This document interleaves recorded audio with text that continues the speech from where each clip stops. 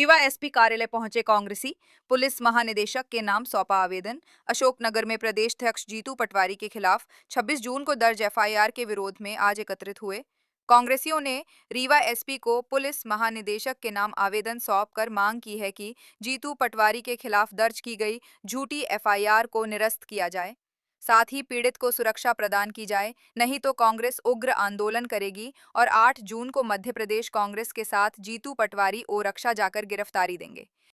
मामला जीतू पटवारी जी जो हम लोगों के नेता हैं, मध्य प्रदेश कांग्रेस के अध्यक्ष हैं, उनके खिलाफ गलत एफआईआर दर्ज की गई है, जो निश्चित रूप से ये दर्शाता है कि कानून व्यवस्था किस तरह से चल रही है। प्रशासन के दबाव में सारी चीज़ें ये हो रही हैं। 10 तारीख को फरियादी जाता है जन सुनवाई में और उन्हीं के लोगों के द्वारा किसी एक के द्वारा वहाँ पर आत्महत्या की कोशिश भी की गई, जिसका प्रमुखता से पत्रिका पेपर में मुख्य पृष्ठ में इसको छापा गया और इसका संज्ञान वहाँ के कलेक्टर ने भी लिया।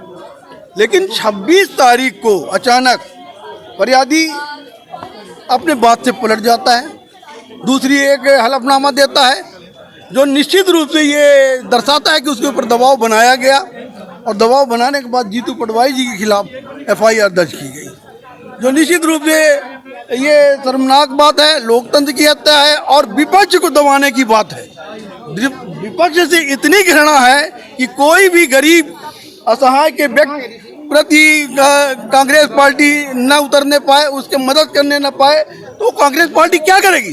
जब सत्ता इस तरह से कर रही है कि किसी फरियादी का न्याय नहीं दिला पा रही है, तो कांग्रेस पार्टी जब उसकी बात करती है तो दबाव बनाकर उसके खिलाफ एफआईआर दर्ज करते हैं। ईडी होती है, सीडी होती है और इस तरह के जो सारी चीज़ें चल रही हैं, कुचक्र चल रहा है जो कांग्रेस पार्टी और विपक्ष को दबाने की कोशिश हो रही है। तो आज निश्चित रूप हम लोगों को कांग्रेस पार्टी आज यहाँ पर एक ज्ञापन दिया है, जो एफआईआर दर्ज की गई है उसे न्यायपूर्वक उसका न्याय किया जाए, देखा जाए कि किस तरह से दबाव बनाया और फरियादी जो है उस पर सुरक्षा व्यवस्था दी जाए ताकि वो सत्य बोल सके और सत्य को न देखते हुए और एफआईआर तत्काल जो दर्ज कर दी गई है। कहाँ दर्ज किया गया और फरियादी कौन है?